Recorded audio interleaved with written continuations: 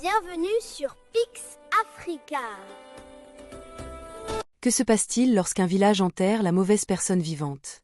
Quand la terre engloutit une âme innocente, oublie-t-elle simplement, ou se souvient-elle? Et si elle se souvient, quel prix exigera-t-elle? Voici l'histoire d'Amara, une jeune fille qui a aimé trop profondément, fait confiance trop librement et qui est morte trop jeune. Mais la mort, comme les villageois allaient bientôt le découvrir, n'était que le début. Si vous n'êtes pas encore abonné à cette chaîne, c'est le moment idéal pour cliquer sur le bouton, car cette histoire vous tiendra scellé à votre écran. Entrons dans le récit. Le soleil du matin jetait de longues ombres sur la cour poussiéreuse, alors qu'Amara frottait le sol de pierre à quatre pattes. Ses doigts étaient à vif, son dos la faisait souffrir, mais elle ne s'arrêtait pas. Elle ne s'arrêtait jamais. S'arrêter signifiait une punition, et dans la maison de son oncle, la punition tombait vite. Amara, l'eau n'est pas encore puisée. La voix de sa tante coupa le calme du matin comme une lame. Amara leva les yeux, le regard fatigué malgré sa jeunesse. « Je suis désolée, tante Nadia. J'y vais tout de suite. » « Désolée ?» Nadia entra dans la cour, le visage tordu par le dégoût. « Désolée, ne nourris pas cette famille. Désolée. Ne compense pas le fardeau que tu représentes pour nous depuis la mort de ton père. » Amara baissa les yeux. Ces mots étaient devenus aussi familiers que sa propre respiration.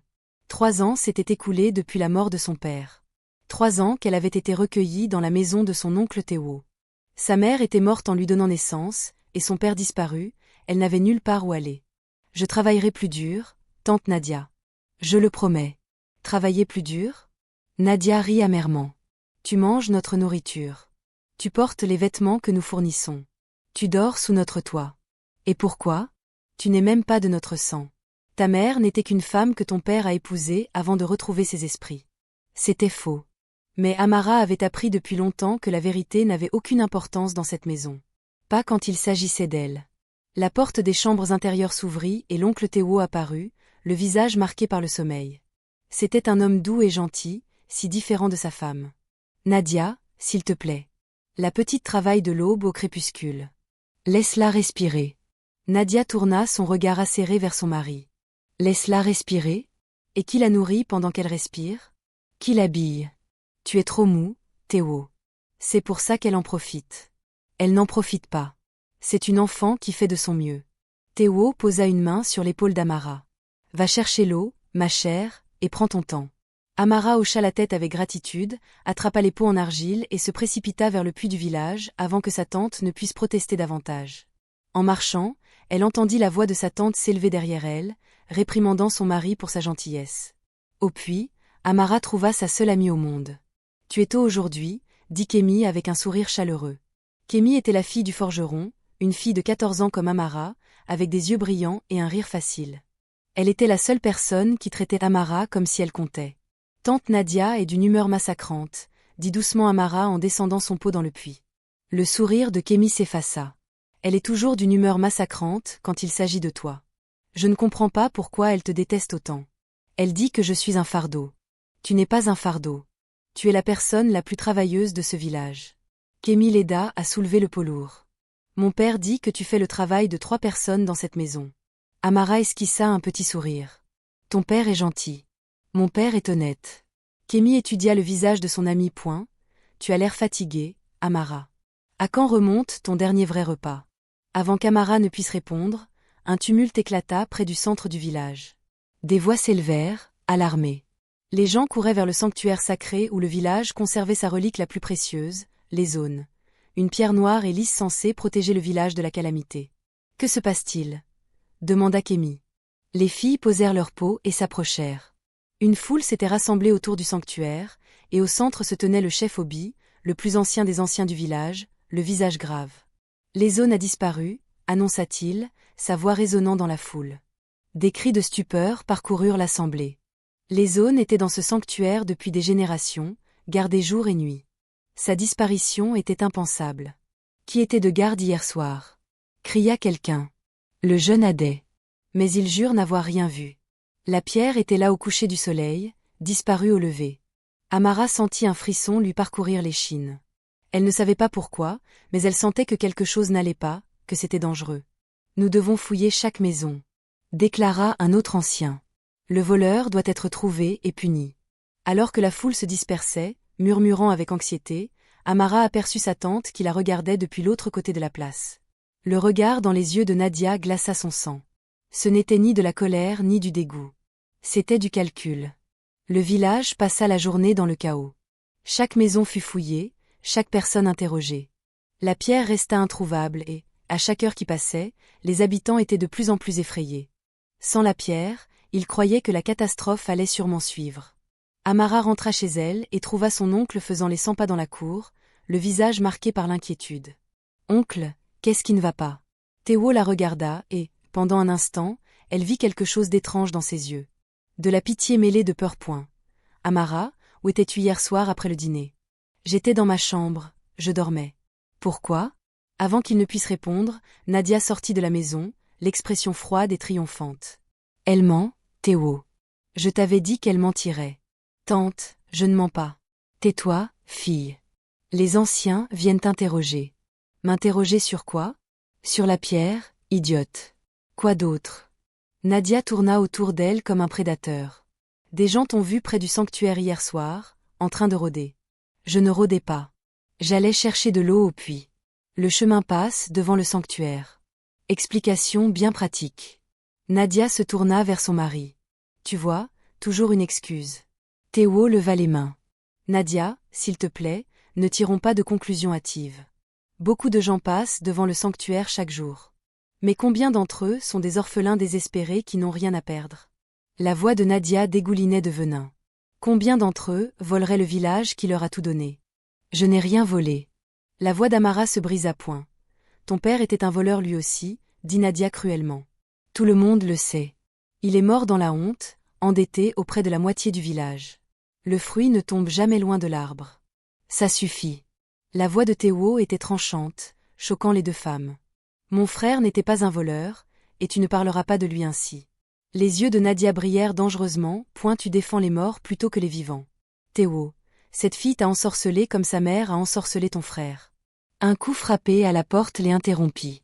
3 anciens entrèrent dans la cour, le chef Obi parmi eux, les visages sévères, inflexibles. Nous devons parler à la fille, dit le chef Obi. Amara s'avança, les jambes tremblantes. Je n'ai pas pris la pierre, chef. Je le jure. Cela reste à voir. Les yeux du chef Obi étaient froids. Parle-nous de hier soir. Où étais-tu au coucher du soleil ? Je cherchais de l'eau. Puis je suis rentrée et j'ai préparé le dîner. Ensuite, j'ai fait la vaisselle. Puis je suis allée dans ma chambre. Quelqu'un t'a-t-elle vu dans ta chambre ? Amara hésita. Sa chambre était un petit espace à l'arrière de la concession, séparé de la maison principale. Non, chef, j'étais seule. Comme c'est pratique, murmura un autre ancien. Ma femme peut confirmer qu'elle a préparé le dîner, intervint Théo. Et qu'elle a nettoyé après. Je l'ai vu. Et après cela ? Insista le chef Obi. Le silence de Théo en disait long. Il ne l'avait pas vu après le dîner. Nadia s'avança, sa voix triste, parfaitement jouée. Chef, je déteste parler contre ma famille, mais je dois vous dire ce que je sais. Cette fille est pleine de ressentiment ces derniers temps, en colère. Elle pense que nous la maltraitons, alors que nous lui avons tout donné. Ce n'est pas vrai, cria Amara. Silence, fille, ordonna le chef Obi. Laisse ta tante parler. Nadia continua, ses mensonges coulant comme du miel. La semaine dernière encore, elle m'a posé des questions sur les zones. Elle voulait savoir si elle avait de la valeur, si quelqu'un pouvait la vendre. Non, jamais. C'est un mensonge. Es-tu en train de traiter ta tante de menteuse ? La voix du chef Obi était menaçante. Elle ment, oncle. S'il te plaît, dis-leur qu'elle ment. Théo regarda entre sa femme et sa nièce, le tourment visible sur son visage. Je n'ai pas entendu une telle conversation. Tu n'étais pas là, dit Nadia doucement. C'était juste nous deux, de femme à femme. Elle se tourna vers les anciens, les yeux brillants de fausses larmes. J'aurais dû le dire à quelqu'un à ce moment-là. J'aurais dû savoir qu'elle préparait quelque chose de terrible, mais elle fait partie de la famille.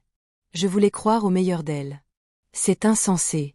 Amara regarda désespérément autour d'elle. Kémy était avec moi au puits hier. Elle peut vous dire que je suis rentrée directement à la maison. C'est ton ami, secoua la tête un autre ancien. Son témoignage ne vaut rien. Le chef Obi étudia Amara pendant un long moment. Nous allons fouiller ta chambre. Ils la trouvèrent immédiatement. Cachée sous sa natte, enveloppée dans un tissu, se trouvaient les zones. Le cri de déni d'Amara fut noyé par les cris de choc et les appels à la justice. Elle tomba à genoux en sanglotant, jurant qu'elle ne l'avait pas mise là, que quelqu'un lui tendait un piège, mais ses paroles tombèrent dans l'oreille de sourd. Nadia se tenait dans l'ombre de la cour, un petit sourire au coin des lèvres. Le piège avait été tendu et il s'était refermé. Ils traînèrent Amara sur la place du village alors que le soleil commençait sa descente. La nouvelle s'était répandue comme une traînée de poudre, et tout le village s'était rassemblé. Des visages autrefois neutres ou même gentils la regardaient maintenant avec dégoût et peur. Voleuse. Misérable ingrate. Elle va attirer la calamité sur nous tous. Amara trébucha alors qu'on la poussait en avant, les mains liées, le visage strié de larmes. Elle chercha désespérément dans la foule un visage amical, quelqu'un qui la croirait. Kémy se fraya un chemin à travers la foule, retenue par son père. Elle ne l'a pas fait. Hurla Kémy. Amara ne volerait jamais rien. Vous avez tous tort. Silence, fille. Ordonna le chef Obi. À moins que tu ne veuilles être accusée de complicité. Le père de Kémy la tira en arrière, lui murmurant des paroles urgentes à l'oreille. Elle continua de se battre, de crier l'innocence d'Amara jusqu'à ce que son père doive l'emporter de force. Leurs yeux se croisèrent à travers la place, ceux d'Amara remplis de désespoir, ceux de Kémy d'une fureur impuissante. L'oncle Théo se tenait au bord de la foule, le visage pâle. Il avait essayé de parler pour sa défense, mais Nadia avait murmuré du poison aux oreilles influentes. Et maintenant, même sa voix n'avait plus de poids. Habitant du village, commença le chef Obi d'une voix grave. Nous sommes ici aujourd'hui le cœur lourd. Les zones, notre protection sacrée, a été volée dans son sanctuaire, trouvée cachée dans la chambre de cette fille, une fille que nous avons recueillie par pitié, nourrie, vêtue et logée. Je ne l'ai pas prise, sanglota Amara. S'il vous plaît, vous devez me croire. Quelqu'un l'a mise là. Je ne l'ai pas fait. Silence. Un autre ancien frappa le sol de son bâton. Tu as été prise. Les preuves sont claires. Mais je ne l'ai pas fait. La voix d'Amara était brute de désespoir. Tante Nadia, s'il te plaît, dis-leur la vérité. Dis-leur que je ne ferai jamais ça. Tous les yeux se tournèrent vers Nadia, qui se tenait à côté de son mari, le visage figé dans un masque de douleur. J'aimerais pouvoir te défendre, mon enfant. Vraiment. Mais je ne peux pas mentir devant le village et les dieux. Tu nous as tous trahis. Elle ment. Elle me déteste. Elle m'a toujours détesté. Amara se tourna vers la foule, suppliante.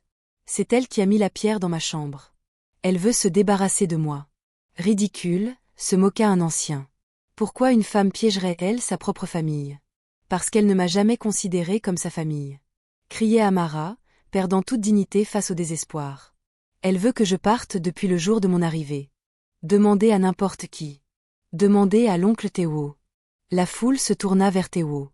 Il ouvrit la bouche, puis la referma. La main de sa femme était sur son bras, sa prise ferme, comme un avertissement. La voix de Théo se brisa. Je ne sais pas. Je ne sais plus quoi croire. Amara sentit quelque chose se briser en elle. Son dernier défenseur l'avait abandonnée. Le chef Obi leva la main pour réclamer le silence. L'affaire est entendue. La fille a volé la pierre sacrée.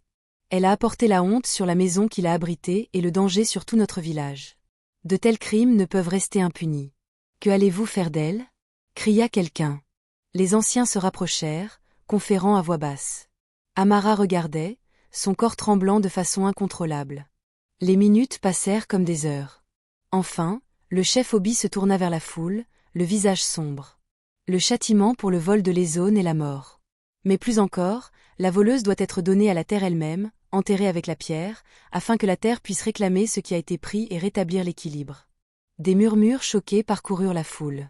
L'enterrement vivant était un châtiment dont on parlait dans les vieilles histoires, pas quelque chose que l'on pratiquait de mémoire d'homme. Vous ne pouvez pas vouloir dire. Théo s'avança, le visage livide. Ce n'est qu'une enfant. Il y a sûrement un autre moyen. Préférerais-tu que tout le village souffre? Défia le chef Obi. Risquerais-tu la calamité pour une voleuse? Ce n'est pas une voleuse. La voix de Kémy résonna de nouveau là où son père la retenait. Vous assassinez une innocente. Ramenez la fille du forgeron chez elle avant qu'elle ne partage le sort de cette fille. Ordonna le chef Obi.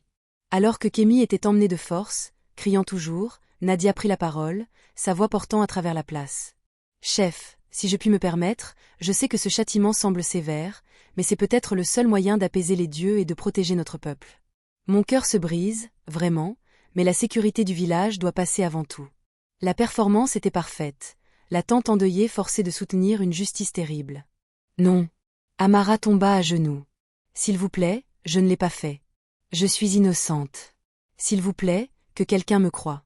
Mais en regardant autour d'elle cette mère de visage dur, elle comprit la vérité.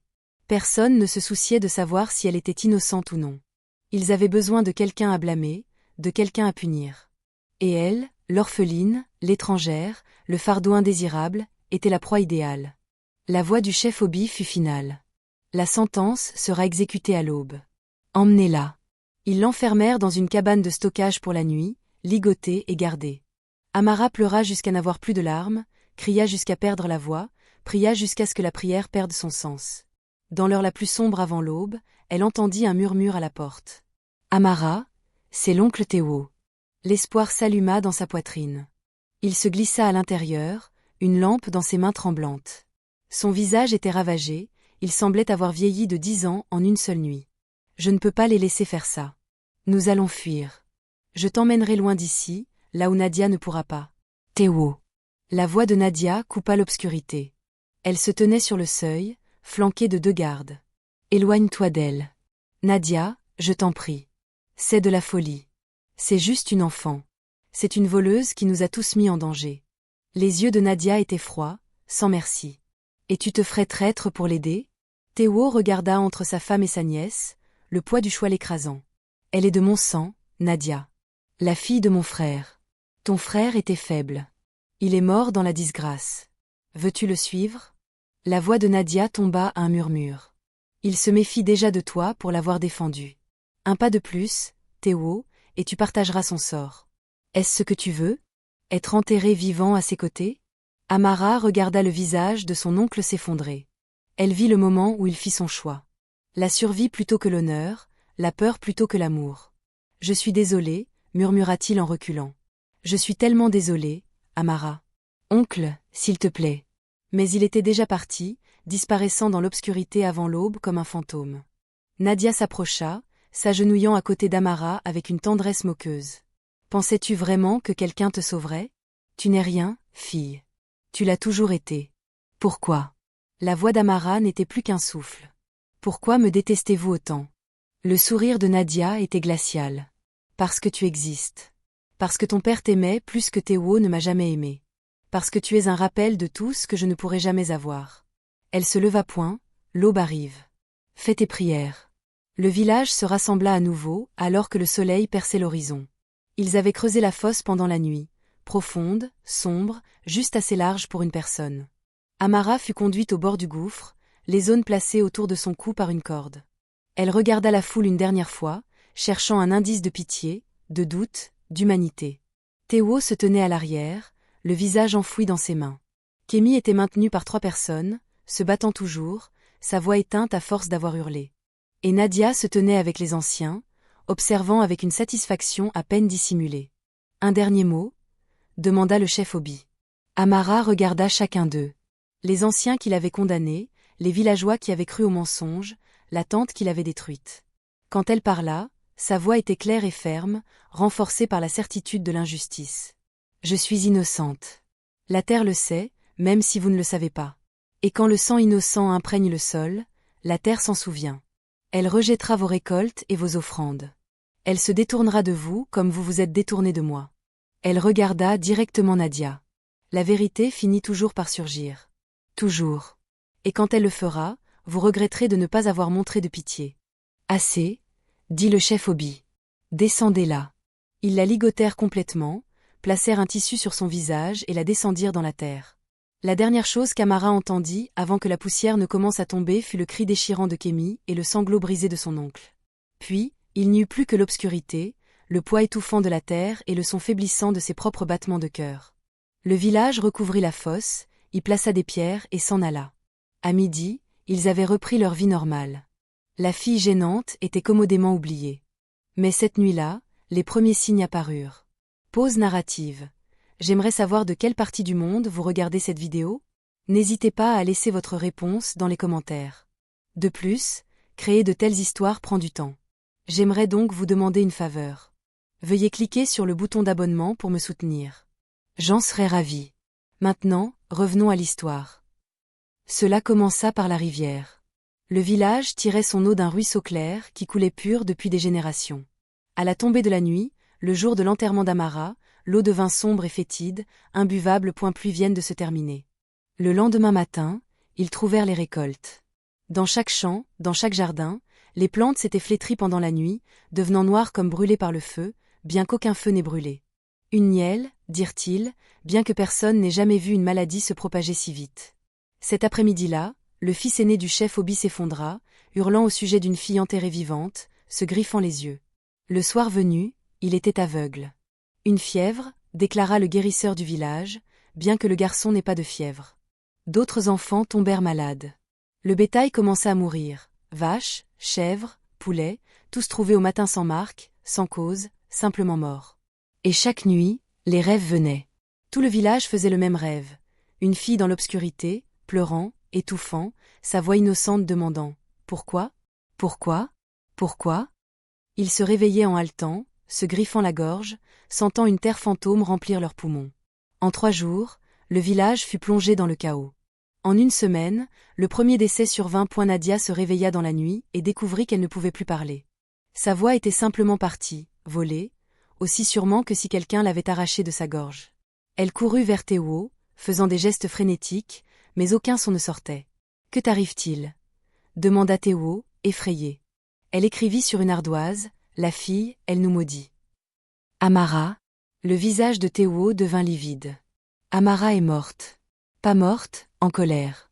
Affliction frappait le plus durement ceux qui avaient crié le plus fort pour la mort d'Amara. Les anciens se réunirent en conseil d'urgence, leurs visages émaciés par la peur, les étranges maladies commençant à les affecter eux aussi. « Nous devons la déterrer, » dit l'un d'eux. « Donnons-lui une sépulture convenable, demandons pardon à son esprit. » Ils se rendirent à la tombe à l'aube, tout le village regardant. Lorsqu'ils dégagèrent les pierres et commencèrent à creuser, ils trouvèrent quelque chose qui glaça leur sang. La tombe était vide. Pas vide comme si quelqu'un l'avait déterrée. La terre n'avait pas été remuée par le dessous. Vide comme si elle n'avait jamais été là. Les cordes qui l'avaient liée étaient proprement enroulées. Le tissu qui couvrait son visage était plié avec précision. Et au centre de la tombe vide, brûlé dans le sol lui-même, se trouvaient ces mots. La terre rejette le sang innocent. Où est-elle ? Murmura quelqu'un. Peut-être a-t-elle survécu. Peut-être s'est-elle échappée. Mais ils savaient au fond d'eux-mêmes que ce n'était pas ça. Quelque chose d'autre s'était produit ici, quelque chose qui dépassait leur compréhension. Cette nuit-là, les rêves empirèrent. Amara leur apparut, mais pas comme la fille brisée et effrayée qu'ils avaient enterrée. Cette Amara était terrible dans son innocence, entourée de terre sombre, ses yeux pleins de tristesse et d'une colère juste. Vous saviez, disait-elle dans leurs rêves. Au fond de vous, vous saviez tous que j'étais innocente, mais il était plus facile de m'enterrer que de chercher la vérité. Un par un, ceux qui avaient joué les plus grands rôles dans sa mort commencèrent à souffrir le plus cruellement. Le chef Obi se réveilla incapable de respirer, comme s'il était lui-même enterré vivant. Il mourut en haletant, se griffant la gorge. L'ancien qui avait suggéré le châtiment se trouva incapable de manger, sa gorge se fermant à toute nourriture jusqu'à ce qu'il meure de faim. Les gardes qui l'avaient descendu dans la fosse perdirent l'usage de leurs mains, leurs doigts se recroquevillant en griffes inutiles. Et Nadia se retrouva hantée par une voix qu'elle seule pouvait entendre. La voix d'Amara demandant encore et encore « Pourquoi m'as-tu détesté ? Pourquoi m'as-tu détesté ? Pourquoi m'as-tu détesté ?» Cela ne s'arrêtait jamais. Jour et nuit, la question résonnait dans sa tête jusqu'à ce qu'elle pense devenir folle. Elle essaya de confesser son crime sans sa voix. Elle écrivit tout. Comment elle avait volé la pierre elle-même dans la nuit, comment elle l'avait cachée dans la chambre d'Amara, comment elle avait répandu des mensonges et retourné le village contre une enfant innocente. Mais lorsqu'elle essayait de montrer sa confession à quelqu'un, les mots disparaissaient du papier, ne laissant que des pages blanches. La terre elle-même, semblait-il, avait décidé de sa punition. Théo trouva sa femme prostrée dans un coin de leur maison, des larmes coulant sur son visage, ses mains pressées contre ses oreilles, bien que cela ne fasse rien pour arrêter la voix en elle. « Que avons-nous fait » chuchota Théil, brisé. « Que ai-je fait » Il alla voir Kémy, la seule qui avait cru en Amara jusqu'au bout. « Dis-moi comment réparer ça, je t'en prie. » Kémy le regarda avec des yeux bien plus vieux que son âge. « Vous ne pouvez pas réparer ça. Vous avez tué une innocente parce que c'était pratique, parce que la défendre vous aurait coûté quelque chose. Comment répare-t-on cela ? Il doit y avoir un moyen. Il n'y en a pas. La voix de Kémy était dure. Amara est partie. Votre village est maudit, et vous méritez chaque instant de souffrance qui arrive. Le village continua de péricliter. Plus de morts, plus de maladies, plus de signes que la terre elle-même s'était retournée contre eux. Les récoltes ne poussaient plus dans un sol qui avait été autrefois fertile. Les sources d'eau se tarirent ou devinrent fétides. Les animaux ne voulaient plus paître dans leurs champs. Lentement, les familles commencèrent à partir, cherchant de nouveaux foyers dans d'autres villages. Mais partout où ils allaient, la malédiction semblait les suivre. Les rêves persistaient. La culpabilité restait point en un an, le village fut presque abandonné. Ceux qui restaient le faisaient par pur entêtement ou parce qu'ils n'avaient nulle part où aller. Nadia ne retrouva jamais sa voix.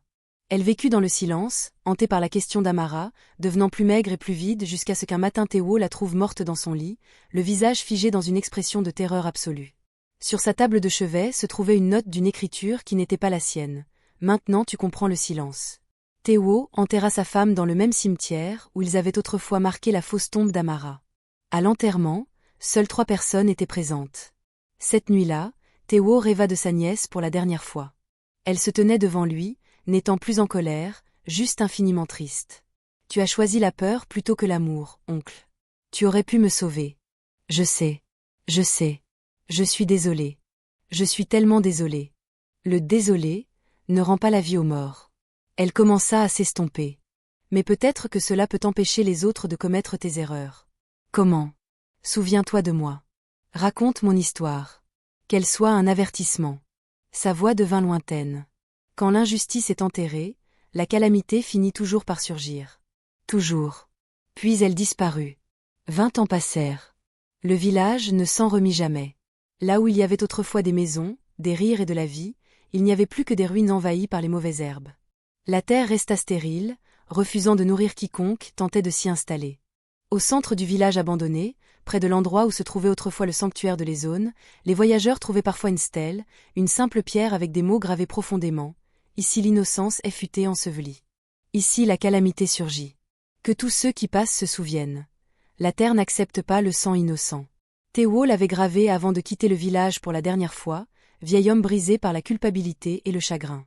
Il passa ses dernières années à voyager de village en village, racontant l'histoire d'Amara, avertissant les autres de ne jamais laisser les préjugés et la commodité l'emporter sur la vérité et la justice. Kémy aussi porta l'histoire avec elle. Elle devint enseignante. Et à chaque enfant qui apprenait sous sa garde, elle racontait l'histoire de son amie, l'orpheline enterrée vive, et le prix terrible qu'un village paya pour son injustice. La pierre Aisone ne fut jamais retrouvée. Certains disaient qu'elle était retournée à la terre avec Amara, qu'elle l'avait emportée avec elle dans l'au-delà réservé aux victimes de meurtres injustes. D'autres disaient qu'elle n'avait jamais été une véritable protection, que la véritable protection d'un village venait de la justice et de la miséricorde montrée à ses membres les plus vulnérables. Quant à Amara elle-même, par les nuits calmes, quand le vent souffle à travers le village abandonné, les gens qui passent à proximité entendent parfois un chant. La chanson est triste, mais pas amère, mélancolique, mais pas vengeresse. C'est la chanson de quelqu'un qui a aimé trop profondément et fait confiance trop librement, qui est morte trop jeune et trop injustement. C'est un rappel, un avertissement, une leçon gravée non pas dans la pierre mais dans le sol même, transmise de génération en génération. Lorsque vous enterrez l'innocence, vous semez les graines de votre propre destruction. La terre se souvient. La terre se souvient toujours, et la calamité, une fois plantée, finit toujours par surgir.